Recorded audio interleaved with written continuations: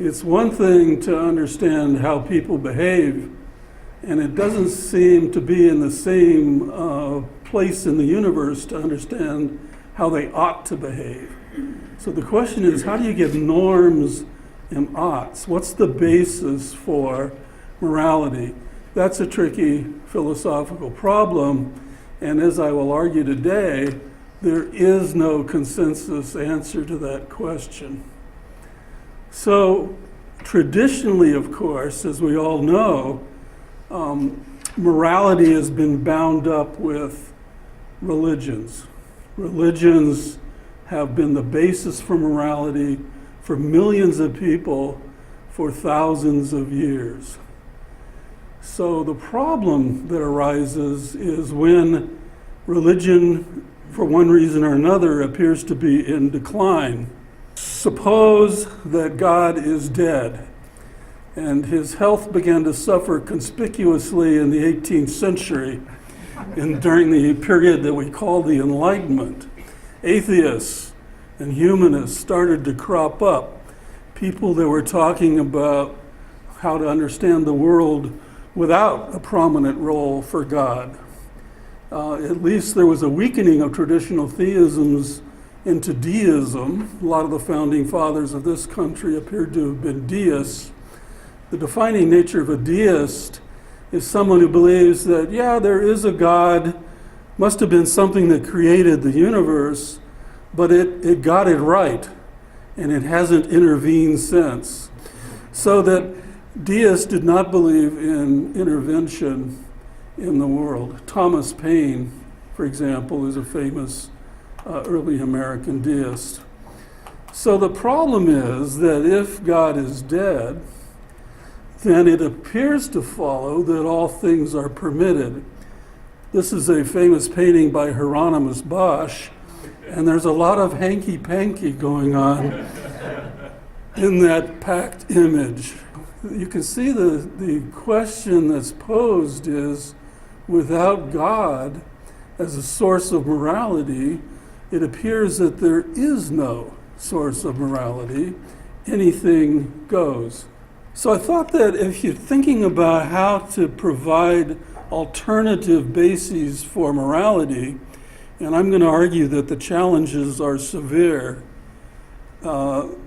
it's useful to look at how religions historically have supported morality. I'm sure this is something that lots of you have noticed. In particular, if you were raised religious, and then at some point you made that momentous move to not being religious, one of the things you gave up was a kind of certainty about moral truths. The most commonly accepted theory of morality in the world is known as the divine command theory. Morality consists of God's commands. One of the things that this theory does is provide purpose to human beings. Secondly, God creates a moral code. Now, this is fundamental. There would be no difference between right and wrong were it not for God's decrees. God's decrees make the difference between right and wrong. Everything would have been permitted had God been silent. It's because God said, this is what you're required to do, this is what you may not do, that there is a moral code at all. And you never figure this out by just looking at the world. God is the source of moral knowledge. He has to reveal this moral code to us. There are many ways he can do that. He can show up. He can deliver an address from a burning bush. He can hand down clay tablets. He can send a prophet to bring us the message. Or he can inscribe this moral code on each of our souls as an innate sense of morality that owes to God's creation of each soul. So the story about how this works differs, but it's an essential story to the religious story of how God and the supernatural provide a basis to morality. And then there's the question of incentives. Given all this, so this guy up in the sky tells us what we ought to do, why should we do it? Well, there's a story there, always. God provides incentives. He provides punishments for those who do not adhere with the moral code. And there is a reason to be moral. There are rewards for it. So the same way we ourselves incentivize behavior in others by making it worth their while, God makes it worthwhile to be moral.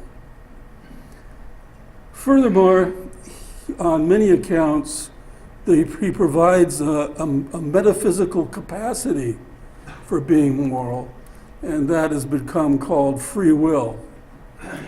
We're not just machines subject to earthly rewards and punishments, pains and pleasures.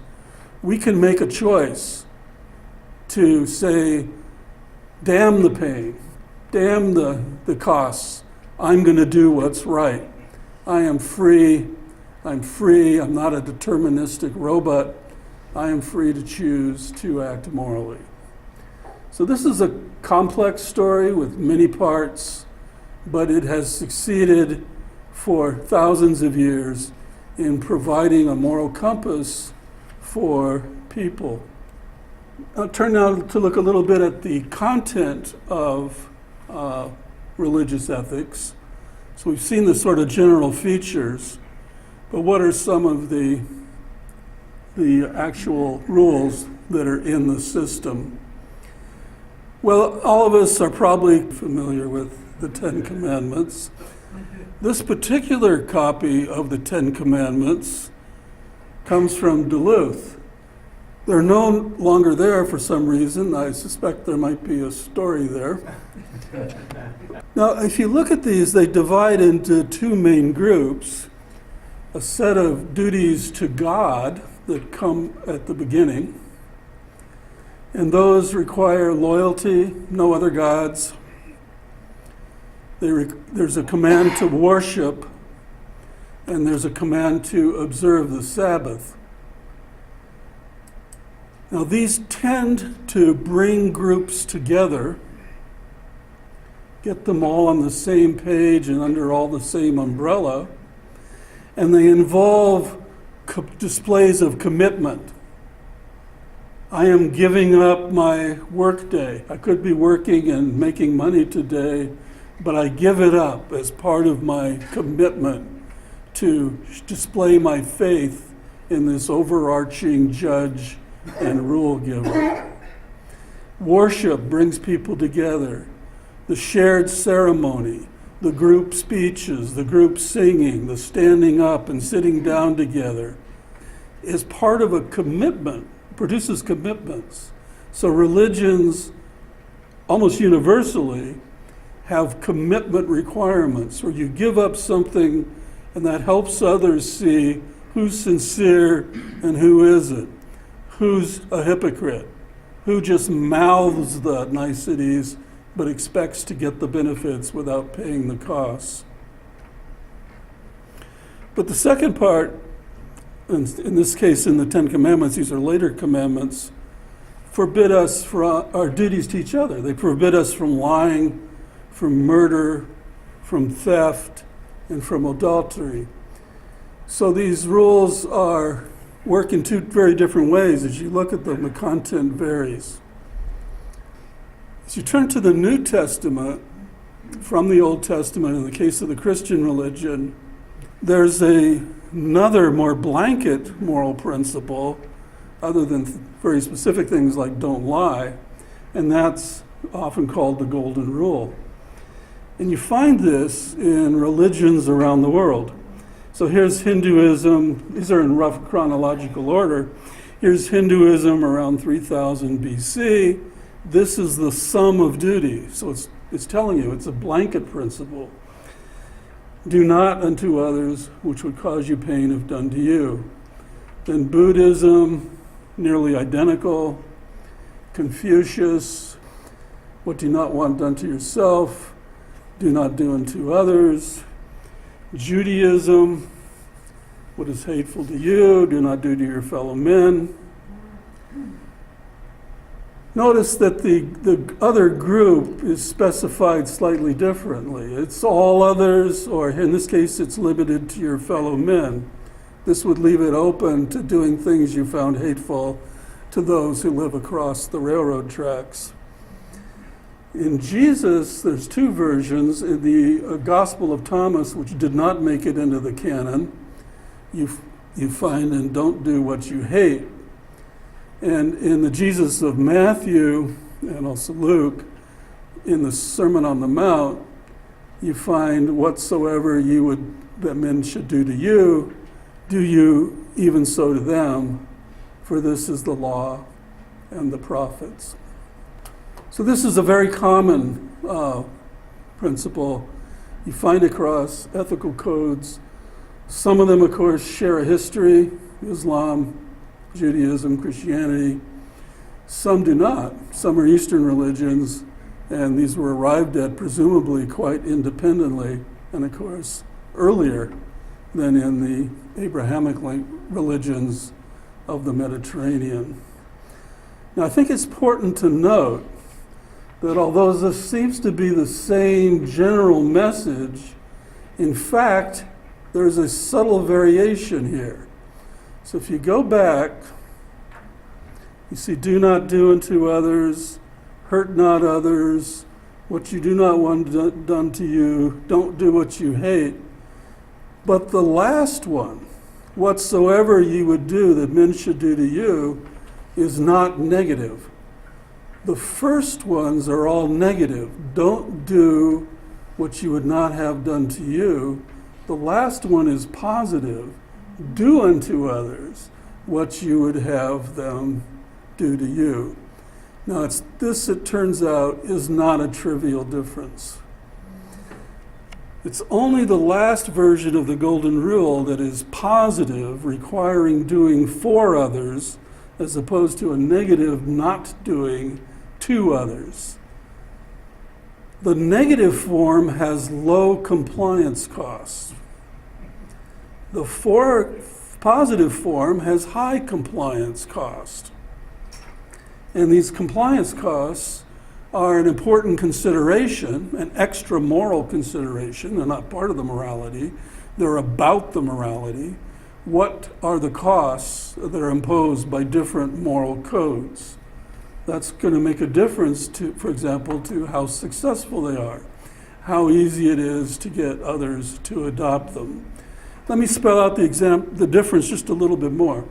So suppose you've got a population of 100 people, and you have a moral rule which is don't steal from each other. Now, if we add another 100 people to the population, your costs don't go up at all. You weren't allowed to steal from the first 100, you're not allowed to steal from the next 100, you have whatever you had at the beginning. Suppose your moral code says you are obligated to take care of all of the needy.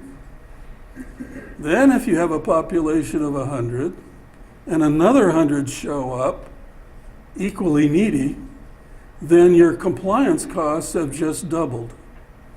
So it makes a difference, and it may make a difference to what size groups these rules are going to work best in, as to whether they are positive or negative rules.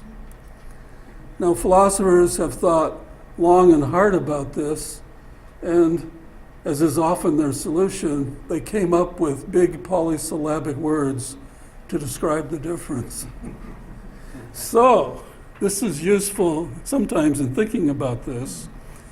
The moral duties you have are this is moral duty, so that's the terminology, is what a code requires. It's the mandatory bit. Supererogatory is the nice part, but it's not required. So a supererogatory act is one that goes beyond the call of duty. There have been lots of secular theories of religion, from Xenophanes, the ancient Greek, who, in a delightful passage, said that the gods of the Nubians are black, the gods of the Greek are red, the gods of the Thracians have red hair, and if horses had gods, they would look like horses. So he's suggesting that people project something about themselves into this supernatural realm.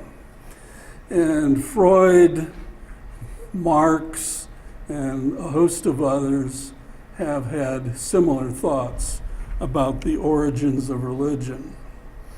But in more recent times, since evolutionary biology began to make a pact with psychology to try and understand how our own psychology evolved, not just our skull and skeletal shapes, then there have been two recent secular responses to the phenomenon of religion. So this is an attempt to understand religion from outside of it.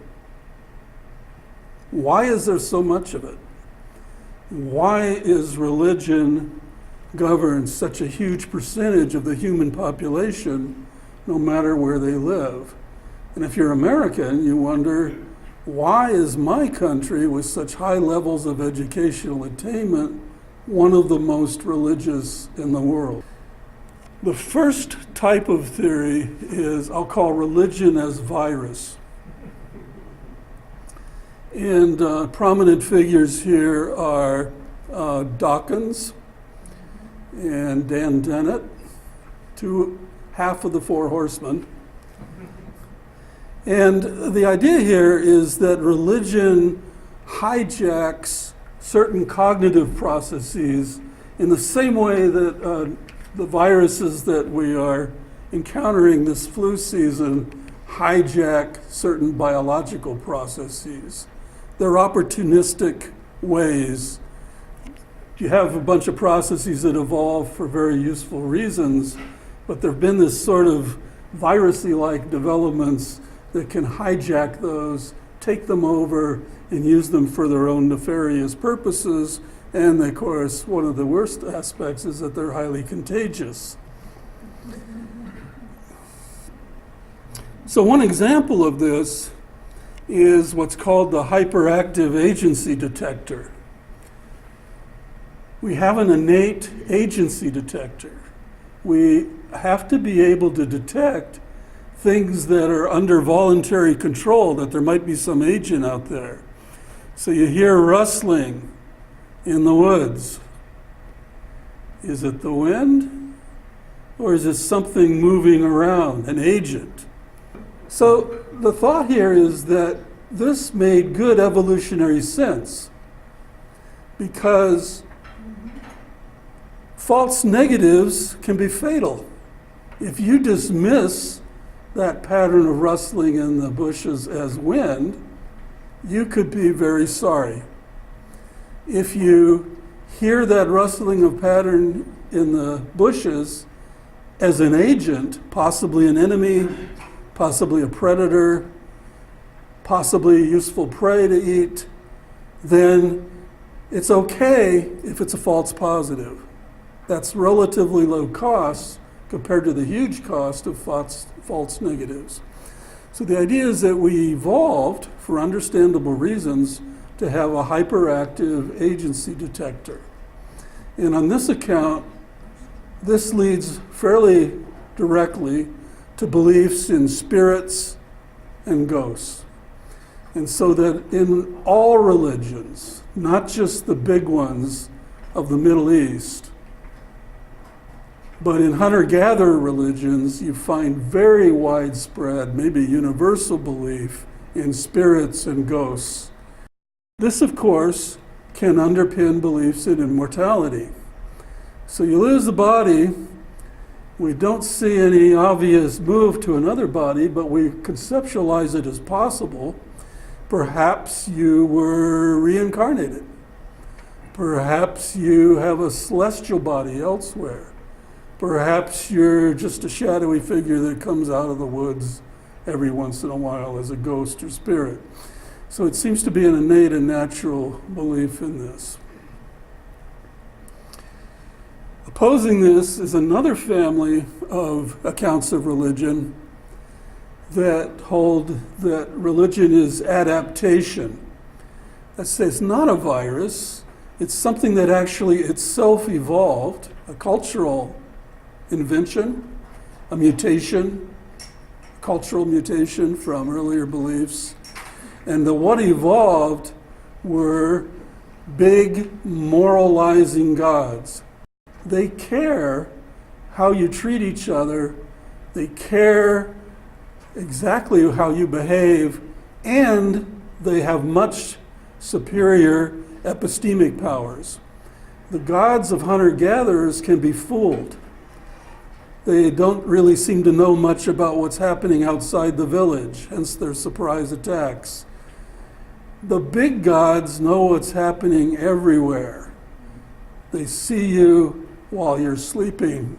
They're there all the time. They're not just hovering over Israel, they are everywhere. So on this account, religions were a cultural invention that had benefits for the adherents. What were the benefits? Well, first off, they produce group cohesion. So these are often called pro-social religions. These religions co-evolved with humans. That is to say, humans may have evolved a psychology that was particularly amenable to these gods. Ara Norenzayan is a psychologist of religion, and he has a book called Big Gods. And this is his basic story. He says that he can summarize the argument of the book in 8 points. And obviously the first one is one of the most important. Watched people are nice people. The problem is that in a small group, groups of hunter-gatherers are around 100. We think we evolved in groups of 50 to 100. You knew everybody's name. You knew everybody's parents and ancestor. You knew who slept with who. You knew who kept their promises. You knew who was courageous. You knew who helped in the hunt. You knew all the slackers. But when humans moved into bigger groups, larger groups meant that you couldn't know what everybody was doing. It's possible even that people in the group were not your kin. You couldn't say, oh yeah, you're my second cousin from so-and-so. If you know that people are sure they're being watched, you can trust them to keep their promises. So there's increased trust in groups that have a shared religion, that has a moralizing God. Again, a moralizing God is a God that cares about how you behave to each other, not just in giving sacrifices to the God. Religious groups cooperate in order to compete. Groups developed these religions and then they fought wars with groups that may not have had the same religions or as effective religions. The outcome, if you've looked at the Old Testament, is often the other group was completely eliminated, slaughtered. If not, the men were slaughtered, the women were hauled off to become wives or second or third wives of whoever the victor was. And in other less violent conquests, the culture of the dominant group, the conqueror, was adopted by the culture, replaced and displaced the culture of the subordinate group. So Nora Zion says, these pro-social religions with their big gods who watch, intervene, and demand hard-to-fake loyalty displays facilitated the rise of cooperation in large groups of anonymous strangers. In turn, those expanding groups took their pro-social religious beliefs and practices with them, further ratcheting up large-scale cooperation in a runaway process of cultural evolution.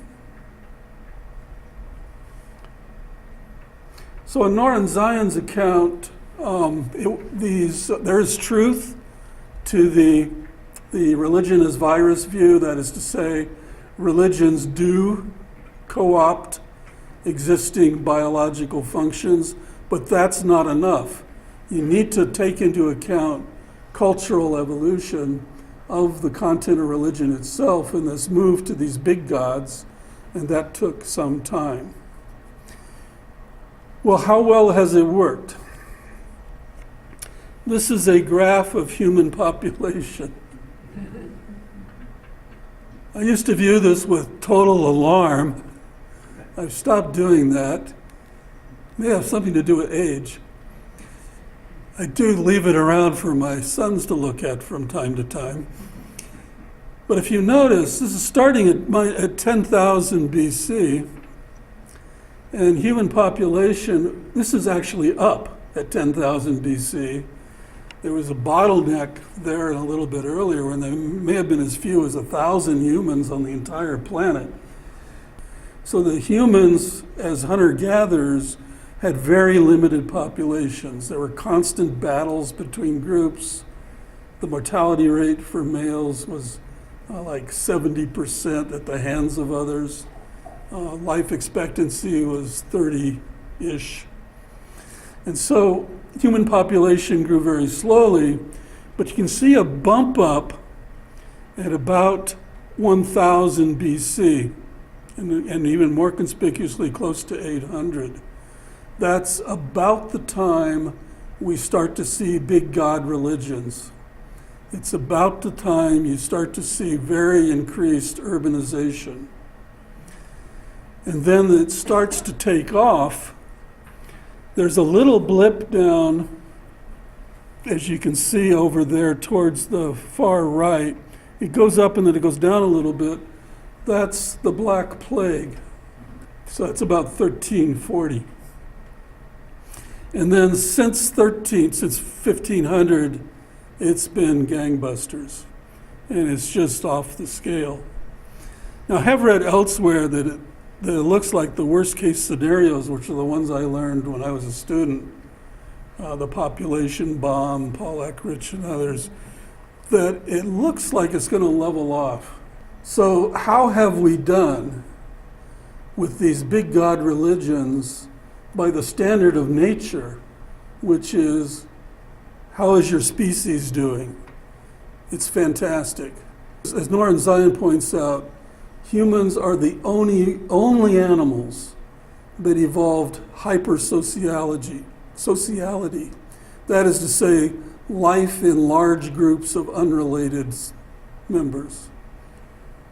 Everything else, your prairie dog schools, your beehives, these are all closely related individuals. We're the only ones who made this transition, and it's a transition that's transformed the planet and increasingly the solar system.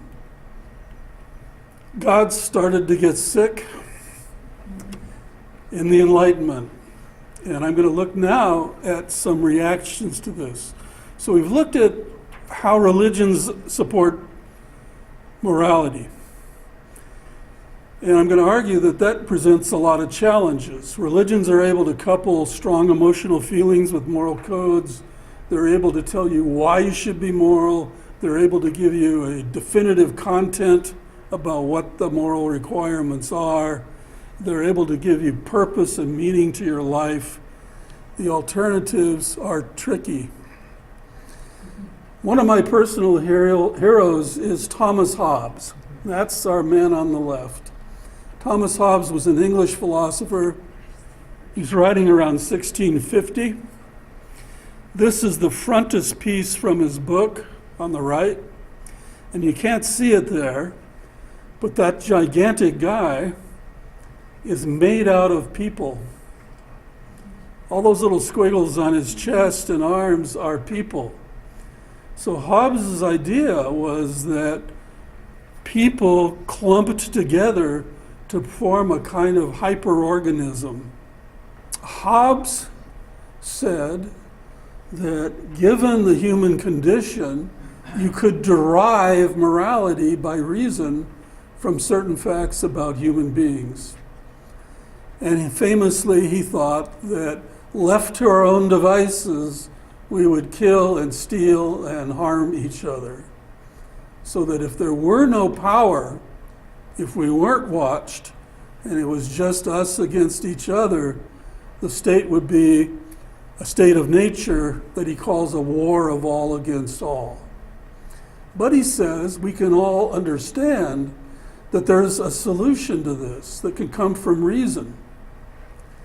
I can see that if you will lay down your aggressive policies, provided I do the same, we'll both be better off. Right? So that there is a solution given by reason, which is to form a social contract. A contract is a contract between rough equals. The motivation is to prevent harm, and we can do this and generate moral rules. His first moral rules is seek peace, provided others will do the same. So Hobbes gives us a social contract theory, both of a political theory, but also a theory of morality. And at the end of chapter 15 of Leviathan, he says he can derive the golden rule in its negative form. That it's rational for each of us to agree not to harm each other, not to do what we would not like to each other, if others will do the same.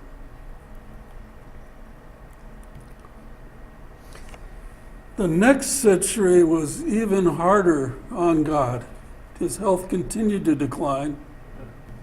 That's the Frenchman Lemaitre down in the lower left, writing in 1747 with the delightful title, Man, a Machine. And then there's the Scottish philosopher David Hume in his more prosperous days on the upper right. And he wrote a book called Dialogues on Natural Religion, as well as his early famous A Treatise of Human Nature. Lemaitre is a physician, and he's a straightforward materialist. When the body sleeps, the mind sleeps. Funny thing. He talks about the effects of alcohol. You pour a chemical down your throat, your soul changes. Funny thing. It's because you are your body, he argues. And in one of my favorite passages, he has an explanation of why the English are so violent. It's because they eat undercooked beef. They eat their meat raw and bloody. What would you expect? Hume wrote, as I mentioned before, deism got popular. And the view that of many of the founding fathers of this country was that you could deduce morality from nature. You could sort of figure out that there were natural rights. You could figure out that there were rules that things that we shouldn't do to each other. You could do that by looking around at nature.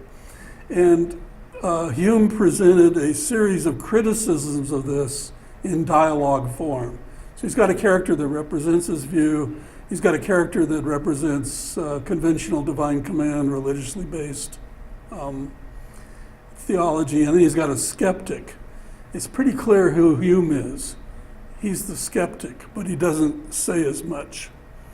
So he takes all these arguments that you could look at, for example, the argument from design, that you could look at the complexity of nature and you could conclude that there must be a designer, there must be a God. And Hume points out, well, if you went into a building and none of the doors fit very well and the windows leaked air and the floors creaked and every once in a while a piece of ceiling fell down, you would not think very much of the architect. And that's his analogy to the world. He says there's no evidence whatsoever that there was a single creator to the universe. Perhaps it was a vast team of demigods, some amateurs. And he says that that's what you see when you see something great that we build, like a pyramid or a great ship, you don't say, wow, there must be some really big guy somewhere who built this. You say, well, that's what happens when you get a whole bunch of people working together. Then another thing happened. In 1755, there was the Great Lisbon earthquake. And this earthquake devastated the city of Lisbon. Millions were killed.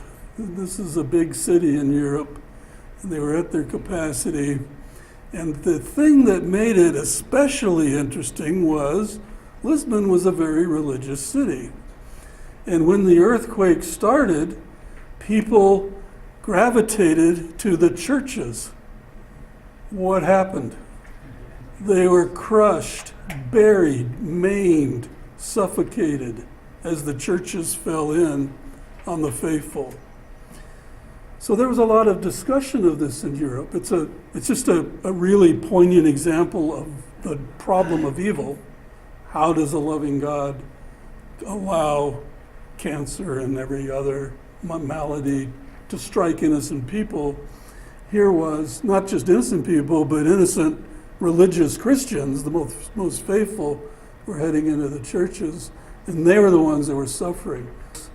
All those coffins out of Lisbon were nails in the coffin of God for many of the intelligentsia.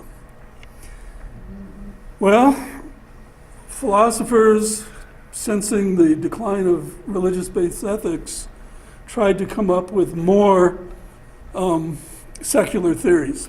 So the first one we've seen is social contract theory. That's Hobbes is a leading proponent of that, although there's some ancient antecedents. Second, you've probably heard the name Immanuel Kant. He's one of the worst writers in philosophy. I suggest secondary sources at all times. But Kant comes along and tries to give us a new theory. That's sometimes called Deontological Ethics. Again, another great big word. It means having to do with duty. Deon is the Greek word for duty. For Kant, morality is based on reason. It has nothing to do with happiness. Reason tells you what you ought to do. Whether it'll make you happy or not is neither here nor there. His fundamental principle he calls the categorical imperative. So this is the basic law of all morality. And it's act only according to the maxim which you can at the same time will that it should become a universal law. In other words, do as you would have all do. So it's closely related, I think, to the positive form of the golden rule. Now, Kant claims that this can be deduced by reason. And then particular moral rules flow from this. For example, he gives 4 examples as he sets this out. One is keeping promises. So suppose I decide, well, I'll make a promise, but I won't keep it if it's inconvenient to keep it. Well, it's always inconvenient to keep a promise. So he says, what if this were a universal maxim that everybody acted on? Make promises, but don't keep them if it's inconvenient to do so. He concludes that would be a contradiction. There could be no promises. Suicide is immoral.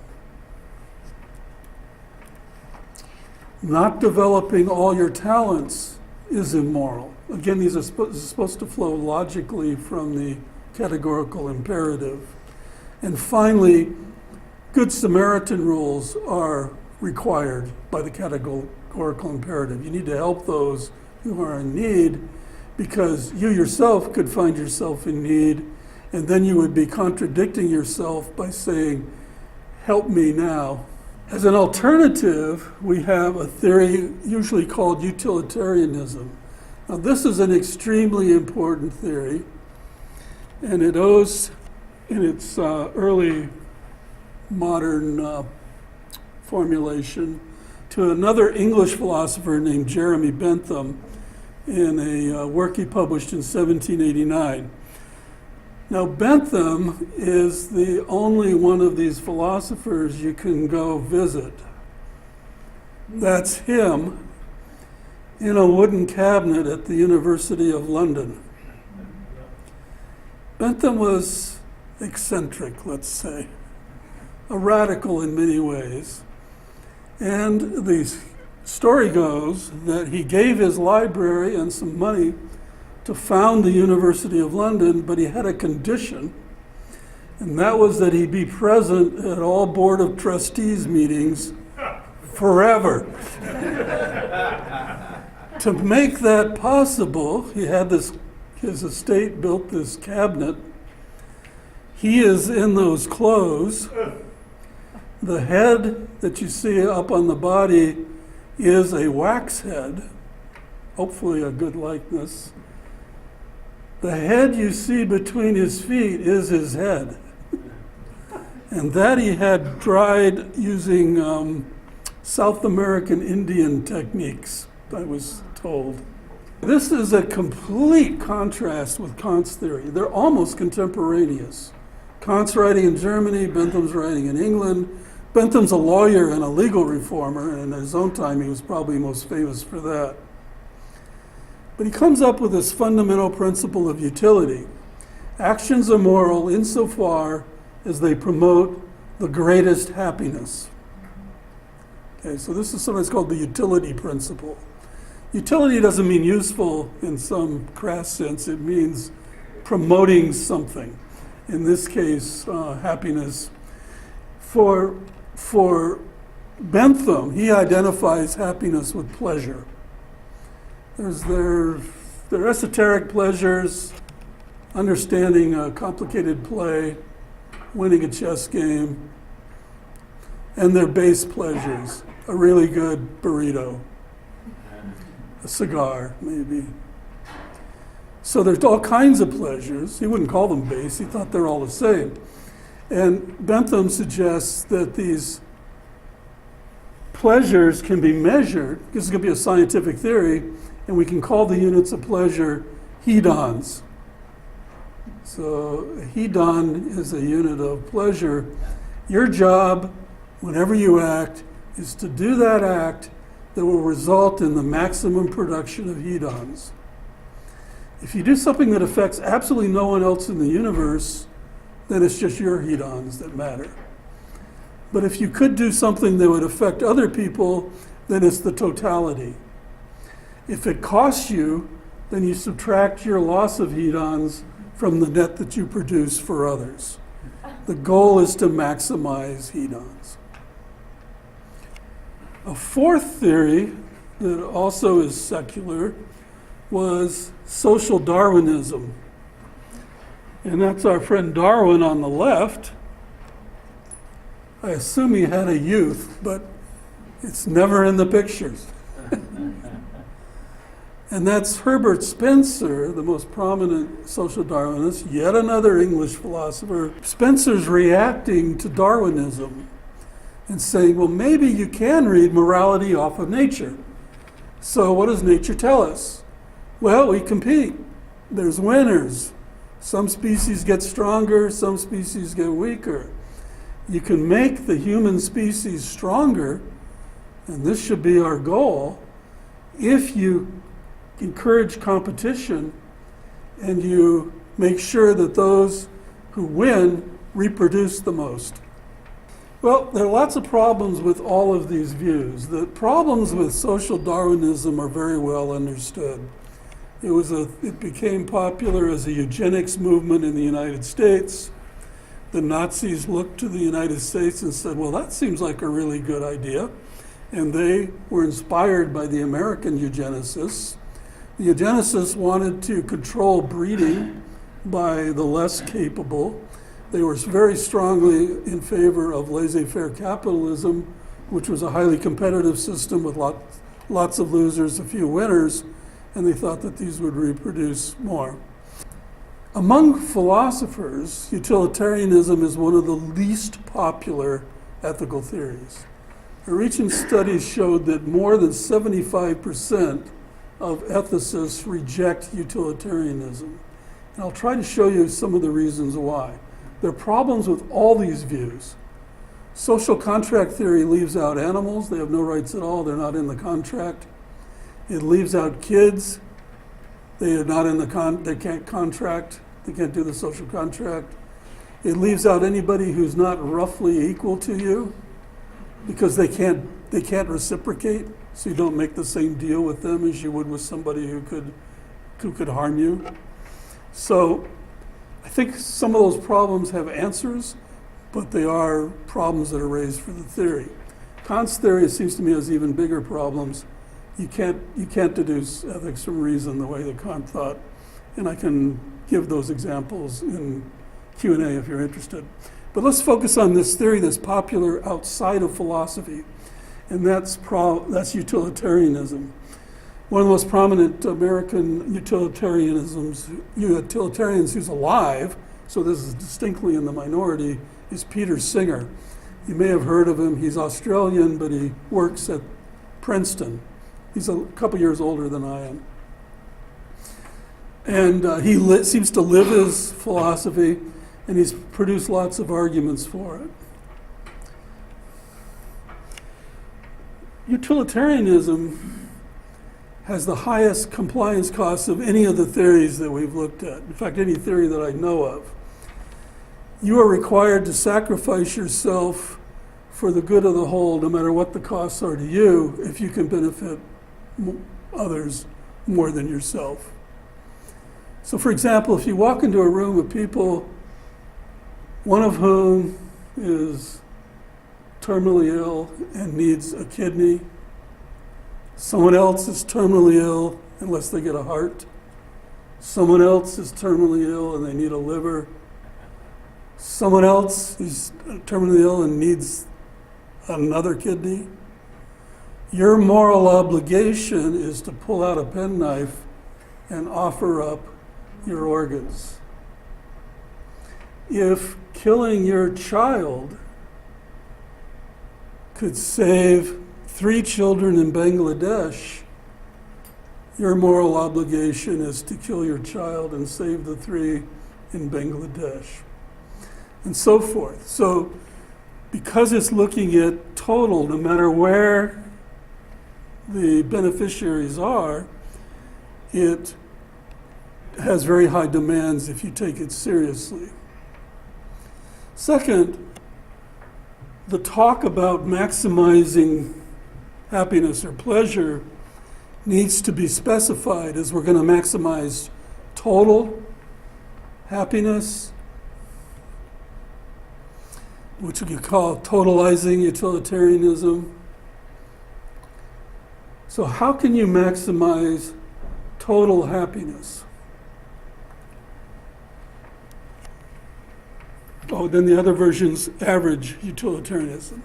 To maximize total happiness, one way is to take all the creatures that exist and try to bump up their happiness. You're going to have to sacrifice some for others. Another way to increase total happiness is to make more creatures. So one of the implications is that you should be out reproducing. If you think you could make a child that would be more happy than miserable, get to work on the totalizing view.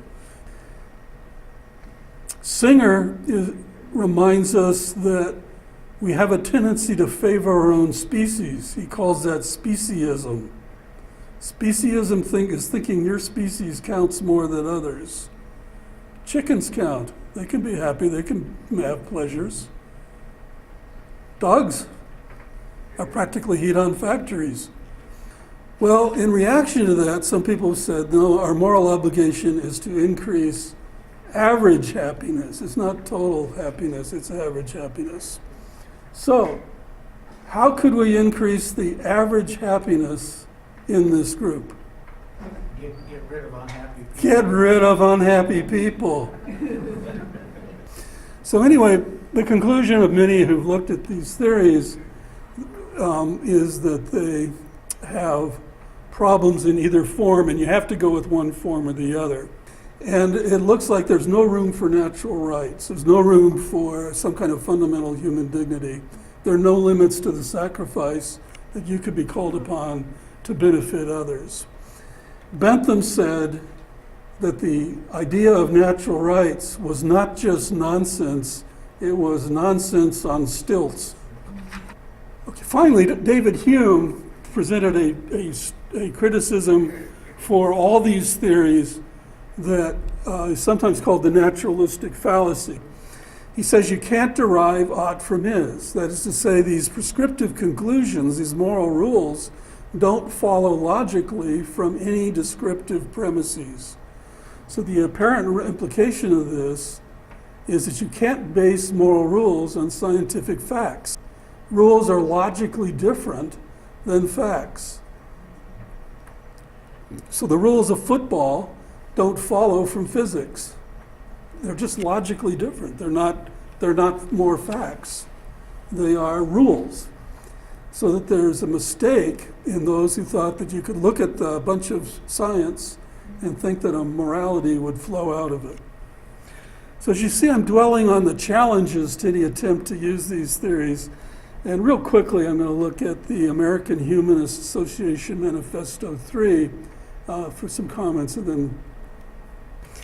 So the American Humanist Association is careful to distinguish itself from freethinkers. Freethinkers are just atheists and agnostics or skeptics. The humanists have a positive agenda. So here's a quote from it, that ethical values are derived from human need and interest as tested by experience. Humanist ground values in human welfare shaped by human circumstances, interest, concerns, and extended to the global ecosystem and beyond. I think that's, we're committed to treating each person as having inherent worth and decency. Now, this all sounds good to me, but it runs into, in part, this problem that Hume pointed to. This is close to utilitarianism, except that it leaves out all other species except humans. It says that ethics is derived from human need and interest, but it doesn't say how. It seems to endorse a contradictory view that each person has inherent worth. It needs to say something about the source of this worth. Otherwise, it starts to look like an ungrounded superstition again, a metaphysical value that does not originate from the usual source of value, which is other humans valuing a thing.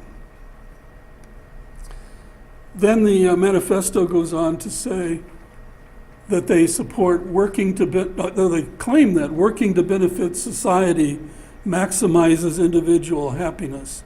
Now this is really important because this is the humanist answer to heaven. What motivates acting morally? What motivates sacrificing your personal interests for the good of a greater group? And the claim is it's a psychological benefit, that you'll be happier. This may be true, I don't know. But I've tried to look a little bit at the literature on it, and there seem to be some counterexamples. In the first place, there's a regular flow of people who exit altruistic enterprises. From the ministry, the Peace Corps, medicine, And it can't apply to all cases. For example, if I'm on my deathbed and I decide to contribute all my estate to some worthy cause, say a nonprofit brew pub, then it's not clear how I could possibly benefit by future happiness from this. Aronor and Zion concludes that religion was necessary to ground ethics, but that in some countries, and he mentions several Scandinavian ones, he says that they've climbed the ladder and thrown it away. That they've been managed to achieve, they rate high on happiness indexes. So that's a possible way to look at that. So I've left you with some challenges. I'm looking forward to seeing how Charles looks at how we might come up with a positive account of morality. My conclusion is that God leaves big shoes to fill. Thank you.